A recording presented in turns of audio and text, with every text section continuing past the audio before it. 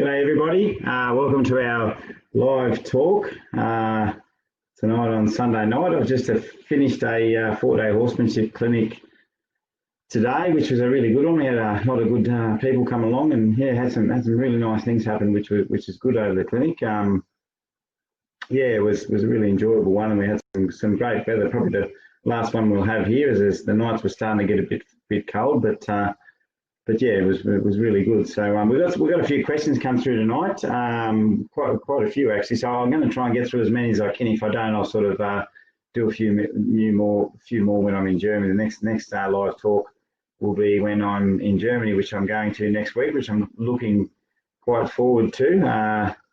Yeah, but anyway, first Constance I think is from Germany, so she's got a question, and it's about treats.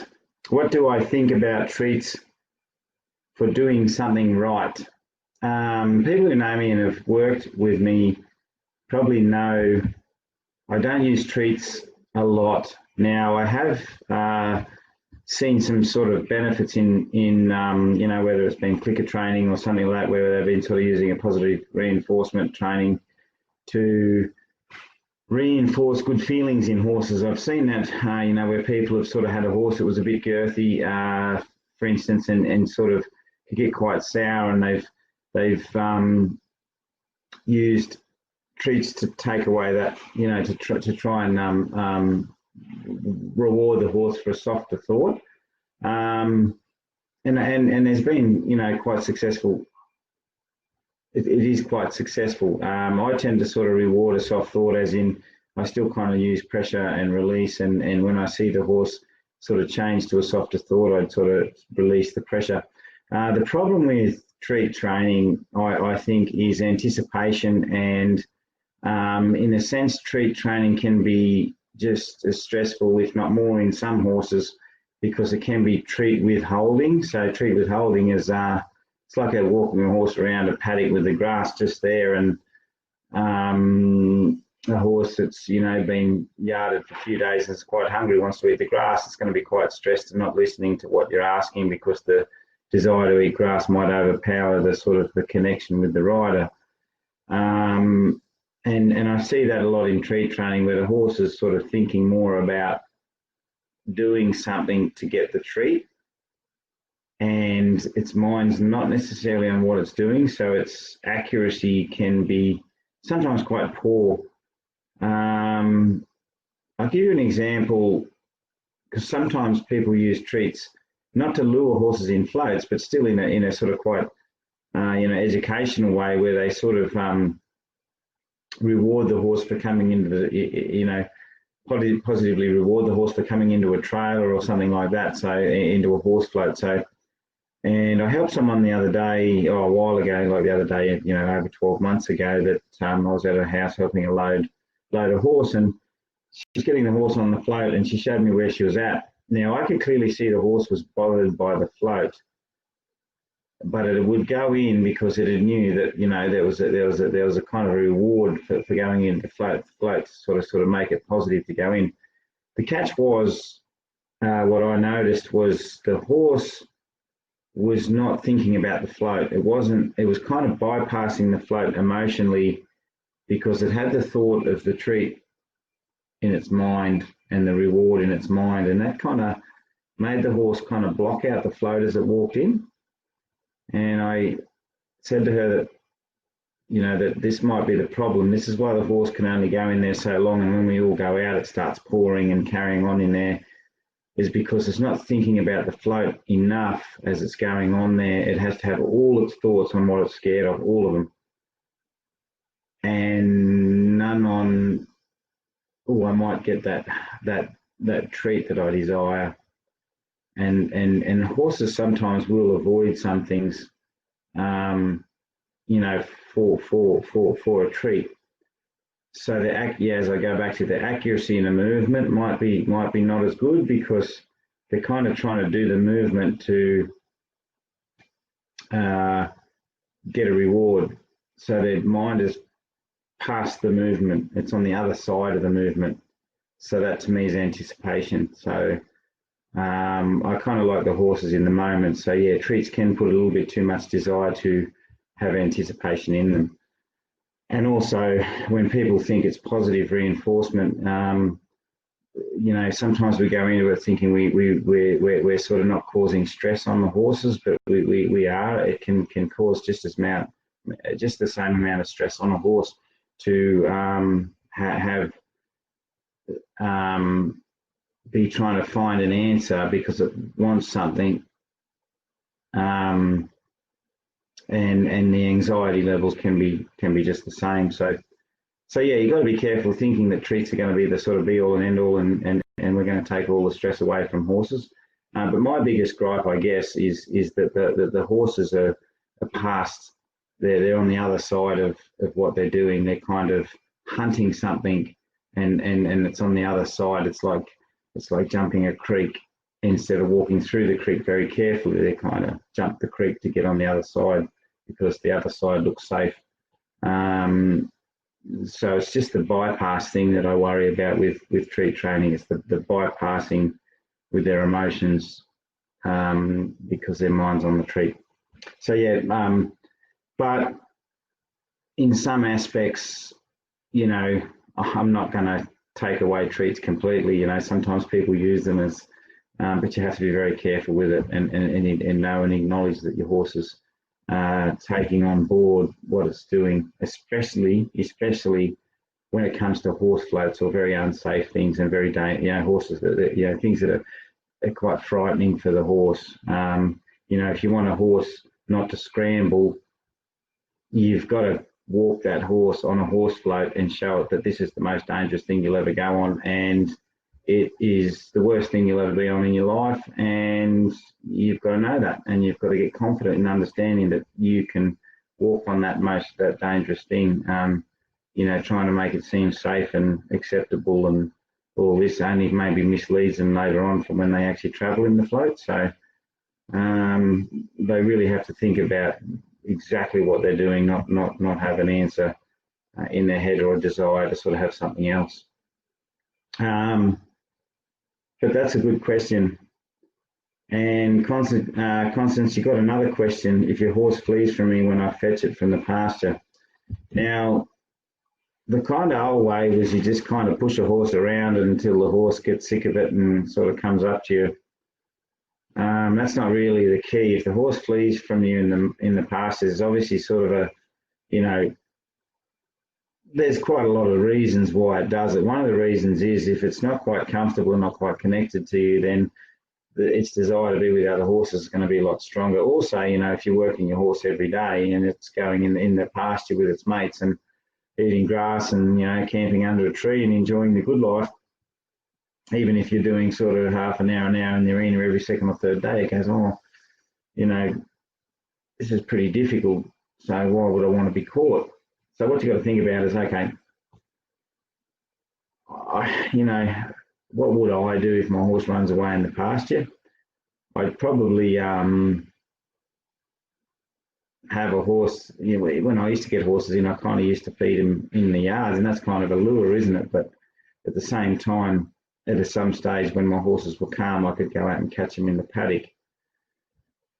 So how big is your pasture? I'm not sure. How big is it? Like, you know, I might go out in the paddock, and because we call it a paddock. Pasture is, you know, just a paddock with grass in it. So I might go out. If my horse runs away, I just sort of might wait there, and I might just watch from a distance what it's doing. And if I walk out, you can tend to see when your horse is going to run away. You can see it, you know, in the distance, kind of acknowledge you. And when it acknowledges you, I just walk somewhere else and just not pay much attention to it. And actually, one of my trips over to Germany, there was a little horse that fled away from you in the pasture. So what I tended to do with that one is I just went, oh, and he'd go hide behind other horses and all that sort of thing. And so I just kind of go and, first of all, I went to other horses and just patted them and paid interest to them, and especially the ones that I thought he was kind of a bit closer to. And I tried to quieten them down so he couldn't sort of take them away. And he started to pay a bit of interest in me. And when he looked at me, I just kind of walk off somewhere else. And when I wasn't a threat, I just used approach and retreat. So you know, when the thoughts come towards me, I just sort of back off a little bit or walk somewhere else, and then I just might walk in. When I see that horse kind of get a little bit anxious, I just stop a little bit, walk away a little bit. No, I just use that to try and get them interested and come to me. I wouldn't tend to sort of go out and chase them around, but sometimes I might just follow a horse a little bit and just keep following. A little bit annoying, not annoying, but just sort of just like you're on it all the time. You're just following from a distance. But every time it kind of puts its thoughts on you, you walk away. And then when you finally get a connection with your horse and you can touch it, maybe that day don't catch it, just go away and just stand with it and just make it feel good. And don't always just catch it in the pasture and go and work it. And because no matter how good you are and how connected you are, there's obviously a disadvantage in carrying you around, you know, doing certain things, and there's more stress involved in learning than there is in just being out in the pasture with his friends. So you might want to say that, you know, there's some good time with me. So you might go out and sort of mutually groom your horse, find scratchy spots that it likes, and, you know, do that. And then also what I do is when I catch a horse, say if I had to work it, I might, after you work it, spend a bit of time doing something it enjoys so it's connected when you let it go. So the last memory with you is not of you just finishing it, hosing it down and letting it out. It's something where it actually walks away sort of wanting to stay with you.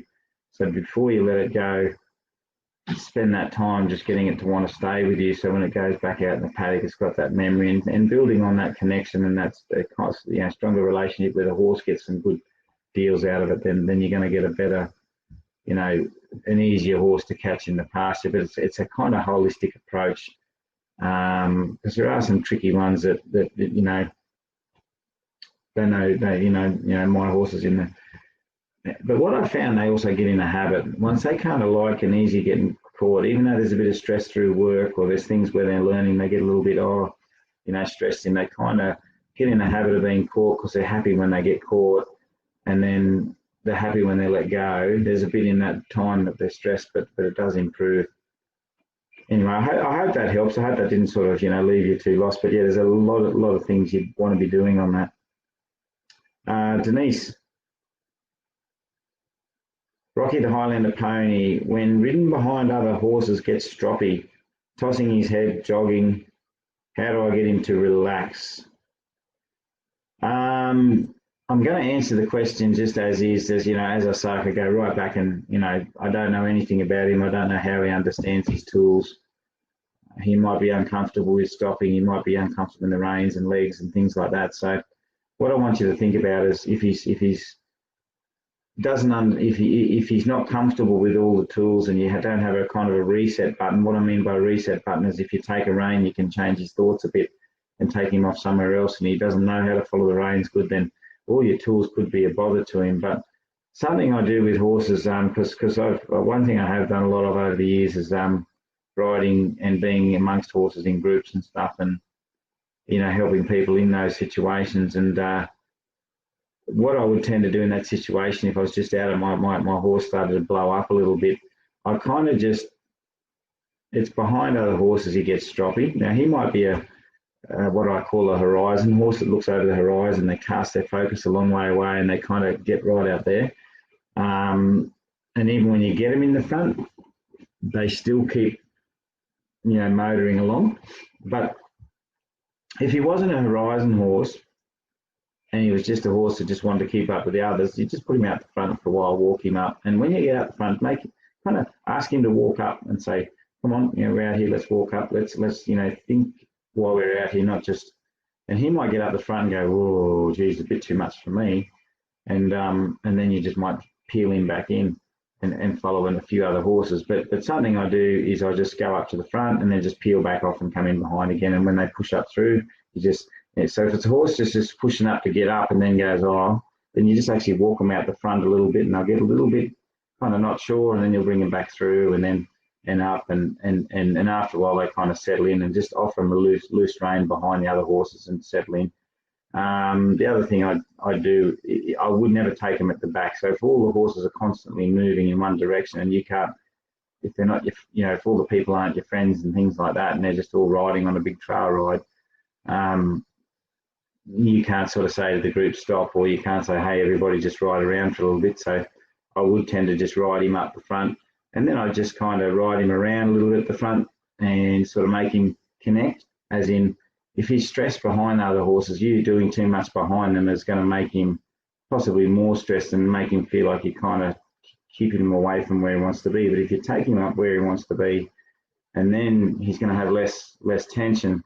So when he's got less tension, you've got more chance of connecting with him. So when he's got less tension, you go up the front, just ride him around, bring him back through, back to where he was, ride him up to the front again, bring him back through. And then when he starts to feel like he's connected and he's kind of happy, you just let him dribble in and go, there it is, and just breathe out, send your reins, loosen up on him, and just let him just track along behind a few horses. If he kind of gets bothered, you just take him up. Now, just remember, you're not taking him up to punish him or make it like, go, I'm going to make it hard up here. You're kind of just taking him up just to sort of get him in a place where he kind of chills out a bit.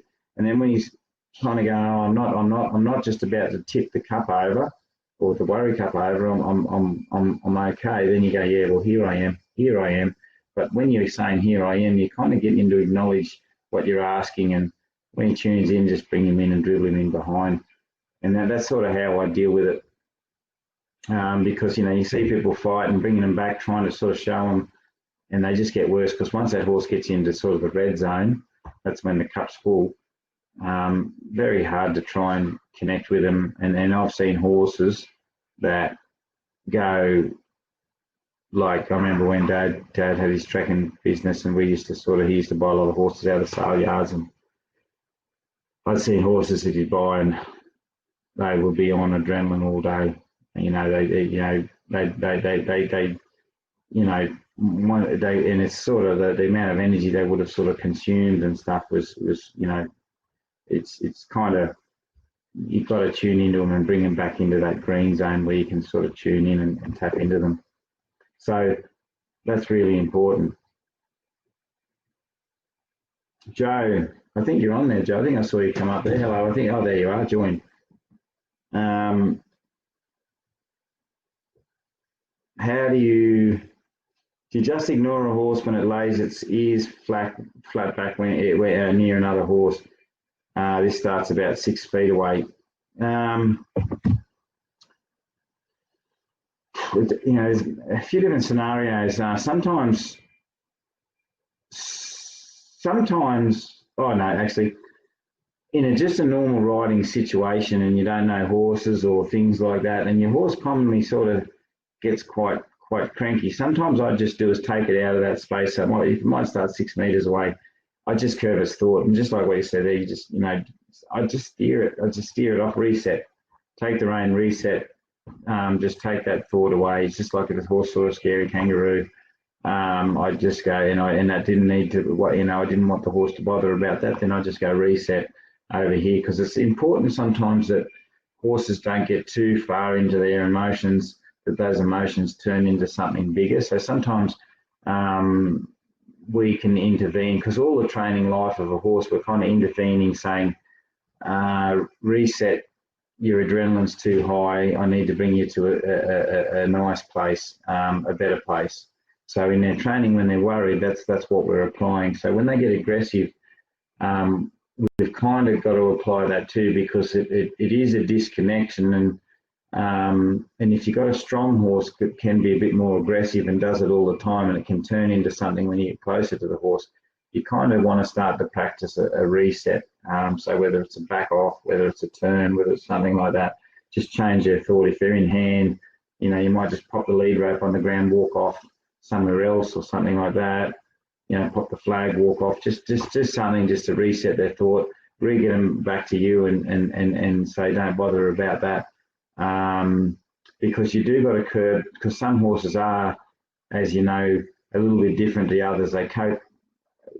Now, some horses are aggressive because they still carry tension around us, and they're a little bit more aggressive, or they're quite protective in situations with new horses, and it's to do with a lot of other tension, including the tension that they have with people and training. So in that instance, then sometimes the better the relationship and that you have with your horse, the better it copes in other situations. But with a horse that just kind of does it I'd kind of curve his thought, and just redirect it to something else, and say, you know, we don't, you know, because when it turns to a proper, oh, I've made the thought, I'm going to commit to that now, but be aware of those thoughts. Don't sort of provoke the horse and, you know, bring it any closer if you think that's going to turn into a kick or something like that, or a bite. There are some times when horses need to interact with other horses, and you can start to sort of work on their bubbles a little bit by saying, bring them in, bring them away, bring them in, and then when they kind of get curious, let them get curious, because sometimes you do have to ride up and sidle up with other horses and lead other horses and stuff like that. But just in that instance, yeah, it'd just be hit the reset button, I think. So yeah, it looks like you must be working a few. So if you get a few questions, when I get through these, I might be able to answer them, but there's a few here, so I'll see where I go.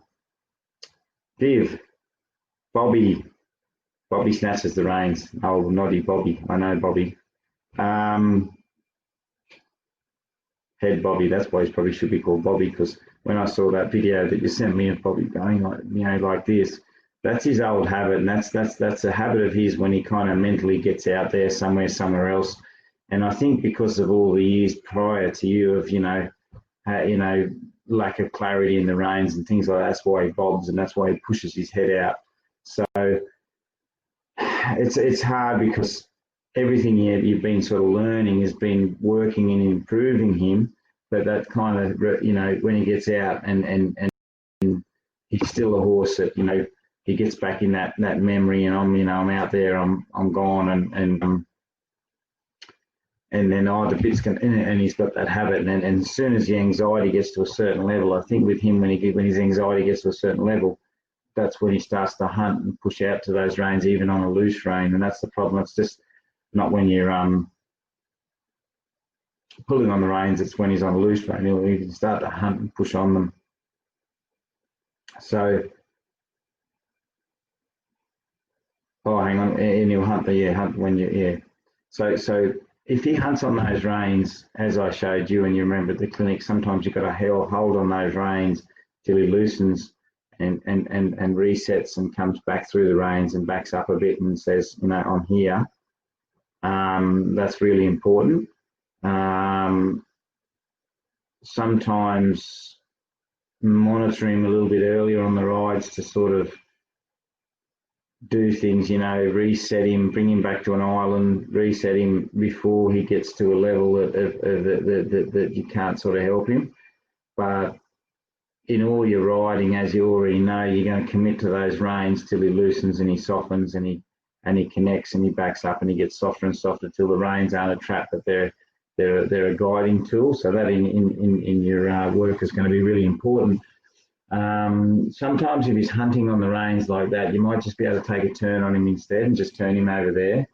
But if he still gets a bit of a hunt up, then sometimes you just might hold on the reins and not punish him for hunting, but hold until he realizes, oh, this is the answer, and he loosens and comes back through the reins. It's kind of a hard one, because, you know, there's probably a lot of little things, but you know, if I was doing it, all I would do is take a curve to reset him, or, you know, close the reins in a way that gets him. And if he hunts, then I kind of block him on that hunt and just say, that door's closed, come back into here. When he loosens up, then I center him and say, there it is, you know, here, stop, just send your thoughts there with me. I call it an island. Like, there's a few horses today at the clinic, you know, that get out there a little bit and I just say, you know, this left reine's taking you to an island. It's an island. It's like a connection. So the horse goes. It's a reset button, and then you see the horse kind of change a bit, and you offer a clear space in there for them to just relax. But yeah, with him, just be very consistent with the reins all the time. Just consistently, the reins mean change mentally. And they also soften change. Every time you touch the reins, you commit to them for that change, whether it be left, right, 2 reins for backup. And if your habit is like that, then that hunt will go away. And I've seen big improvements when I've worked with you, Viv, on that. So, you know, from the horse I saw when you first rode him around, when I saw him, and the change that we had in one clinic where he was kind of softening up and coming back through the reins. But he's just going to go back to that as a default when the adrenaline gets up. So prior to that, you've got to try and have him kind of, you know, coming down a bit before the adrenaline gets up. But yeah, it's sort of a long road with those horses. But if you're sort of committed to it, you will get some change. It'll improve. But yeah, you're going to be a little bit more backing in the you know, in the calmer environments that you can sort of be really comfortable with closing the reins. Actually, something I was doing, you know, I was just remembered it because I was doing it today. Something I show people a lot too is because sometimes as I was working with a horse and there's still this block that kind of lasted too long where the horse kept its head up and it didn't sort of loosen up and come down. So what I did was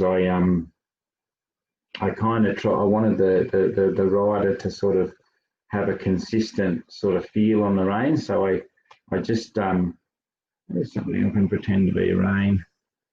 Here goes the camera. That's a good rein. Put that there. Now there's some reins. Look at that.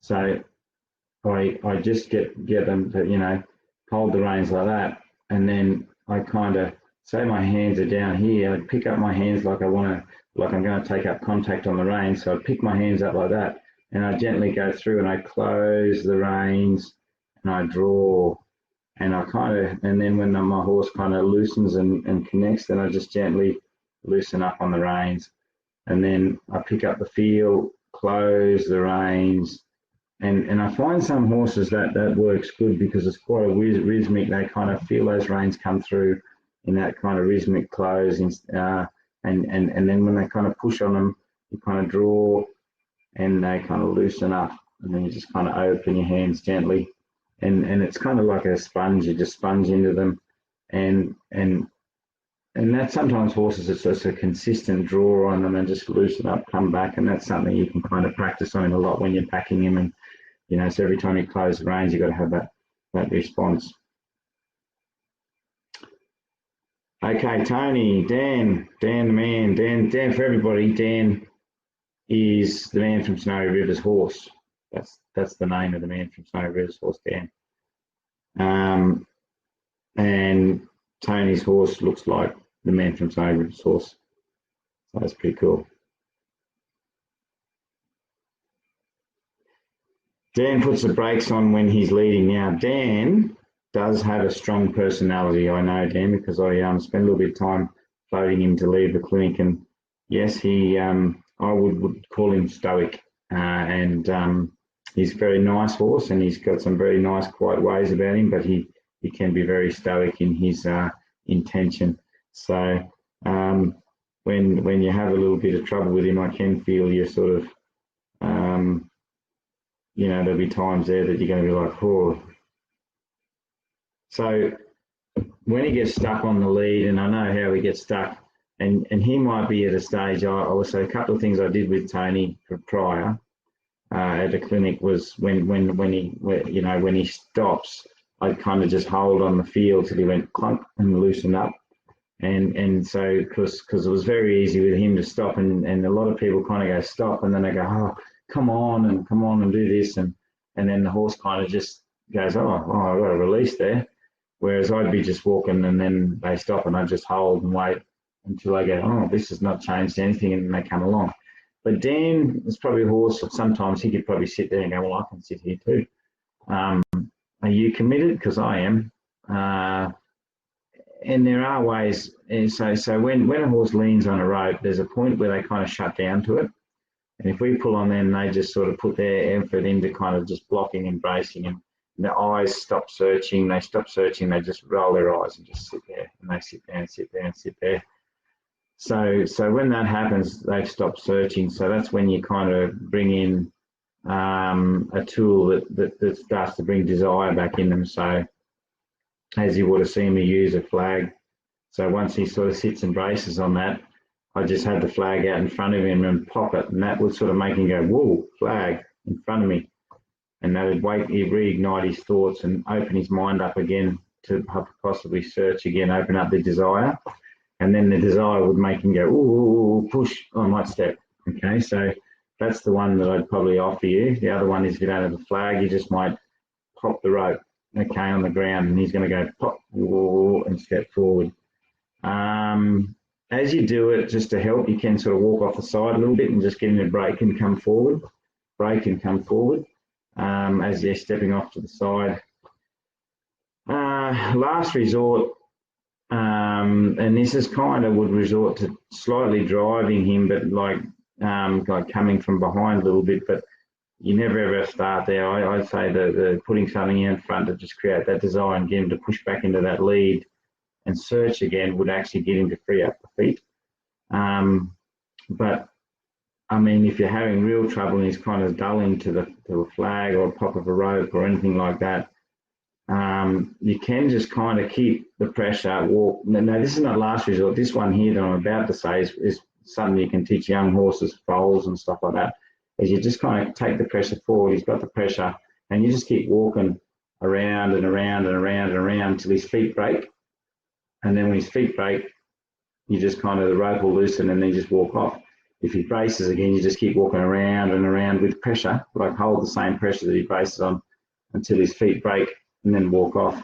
Because once he gets to an angle like this, he's going to kind of get off balance a bit and move. And that's one way.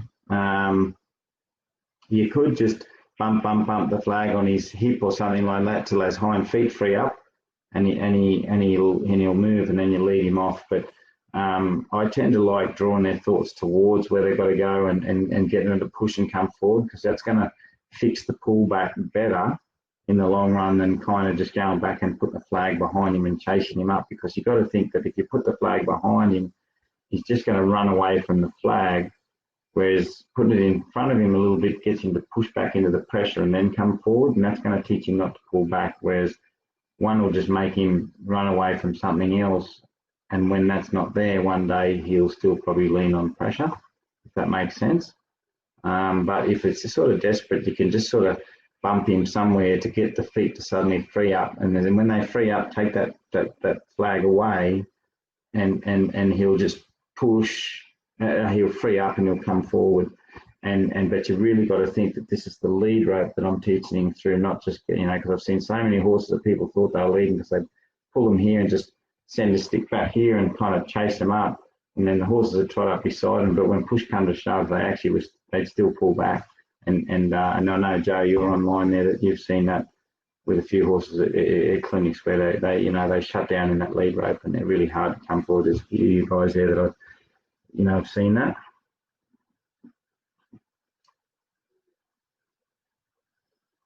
Joe, this one must have just come up. Oh, I missed these ones. Geez, there's a lot.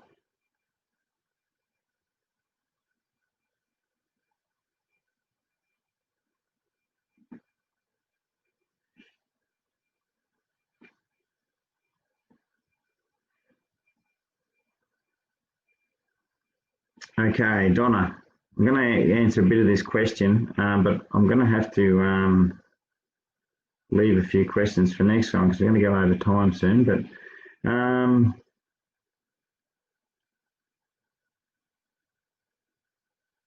yeah, so he's gets rushy in the canter.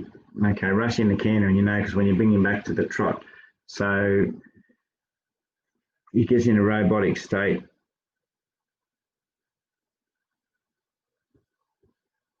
When he's cantering under saddle, he'll go forever, but I know he isn't connecting with me because after transitioning to a trot, he's very difficult to direct his mind.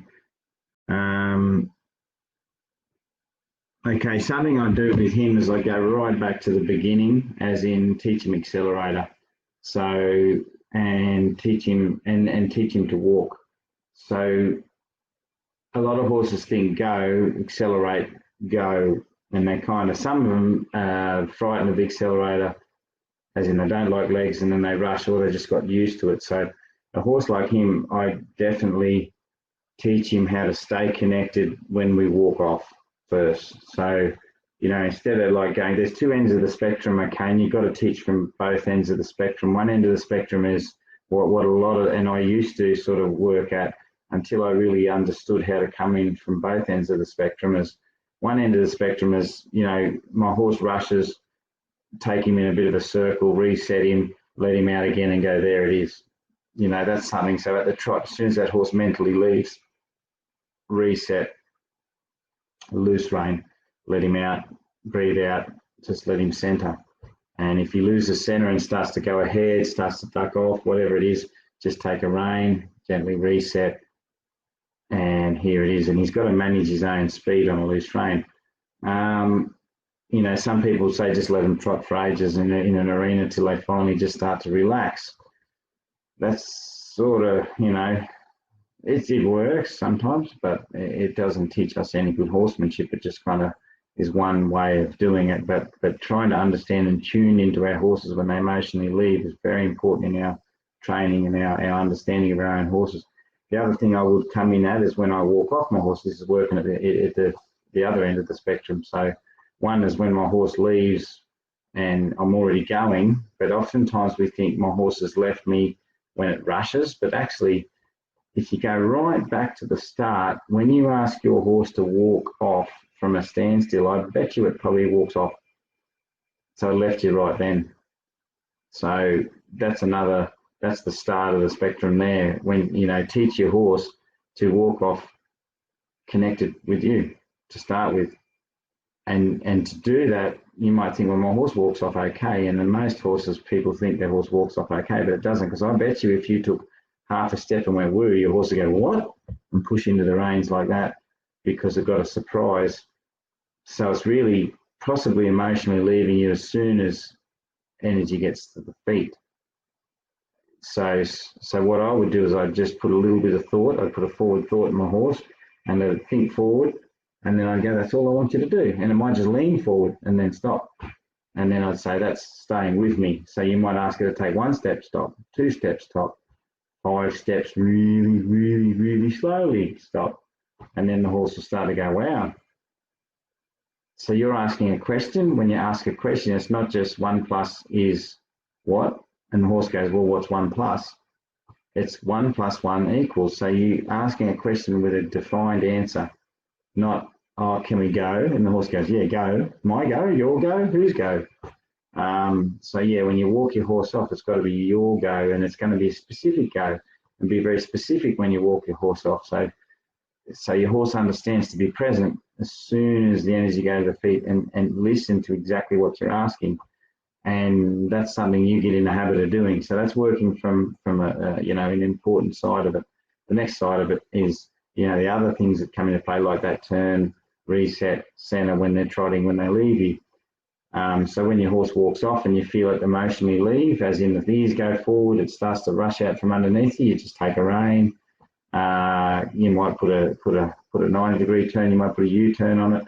And when that horse kind of re-centers a bit, or you offer it anyway after the turn, you go there, because it'll probably slow down after the turn a little bit. And you just go there, there's the center, and you center your hands, release, and just let it go. So every time it leaves, you say, you know, you show that it's left. And then once the horse can sort of walk without it's walking thinking ahead, but it's not thinking of a destination. Okay, that's what you're trying to think. It's not thinking over there, it's just thinking where it's going, and it's connecting with you. So that's what you want to look at. So from that end of so you work that right up through your trots, and then when you get to your trots, your horse has to learn to trot with you, as in, I'm going up a step, I'm going down a step, I'm going up a step, I'm going down a step. If your horse goes rush, rush, rush, rush in the trot, you just take a rein and bring it back to the trot you're on. So you're trotting, you're posting to the trot like that. If you want to go up a step, you go up a step, and then you go up another step, and you go a little bit faster, then you go down a step, like that. And the horse learns to tune into those steps. As soon as it leaves a step, you just take a turn around till you just let it come back to that step, and you just go again. And till the horse is tuning in at the trot, then the next thing you've got to do is, before you put it to canter, is know that when you squeeze and go, that horse knows this accelerator. So to calibrate the accelerator, you've got to squeeze your horse, get slow walks, fast walks, all those sort of things. I'm walking slow, I'm walking fast. When I squeeze this much, I know what I'm going to get. When I squeeze this much, I know what I'm going to get. And then you might go from a walk to a relaxed trot. and you just squeeze your horse out. Oh, sorry, a standstill to a relaxed trot, and just squeeze your horse out and it trots. And then when your horse can accelerate without just going off its dial and emotionally leaving, then you might start to accelerate it into canter. And yeah, when you do your transitions from your walk to your trot, get the horse to think the trot before it trots. So you might go fast walk, fast walk, fast walk, fast walk with your accelerator, and the horse is walking faster. Then all of a sudden there's a point where it goes, I might trot, but it doesn't trot its feet. You know, if you feel your horse, you know when they think trot, but their feet haven't quite caught up to the thought. You can feel it. Everyone can feel it. When I watch people, I say, see, did you feel your horse just think trot? And they went, yeah, because they kind of get this walky amble where they're just about to trot. Well, that's when you go, relax, and you just let them say, thanks for thinking trot, but you didn't have to rush into it. So they just come back to the walk again, or well, they're already in the walk. And then you do that a few times until you just take them a bit further and they think trot, then they go, oh, I just might trot, and then you just relax them. So when they're actually going into the next gear, that you're not pushing them because you've already released on the thought. So when they actually change from the walk to the trot, there's no pressure on. And it's kind of like that at the canter, but the canter is a harder one because you kind of don't get that same feeling as you do from walk to trot, but you'll still sort of, as long as you've got that accelerator calibrated, that the horse is happy to squeeze off those legs and just move up. When it's relaxed in that trot, you'll just quickly come back to a nice jog that's connected and the horse is listening, and then you go step up. But all this takes time, just going walk, trot, canter, and trying to bring the horse back from a fast canter, to me, is working at that end of the spectrum. And you have to come from this end and start from here, you know, in your walks and in how your horse leaves from the stop, how your horse leaves from the walk. All those things have to be addressed. And then your horse might not get so rushy, because the main thing, the reason why it was rushy is because it was way ahead and worried about legs and things like that. I hope that makes sense. Yeah, there's a lot to it. So while you're okay, Joe, I'll quickly get your question now, because I think it's the last one. So instead of saving it for another time, I'll do it while everyone's online.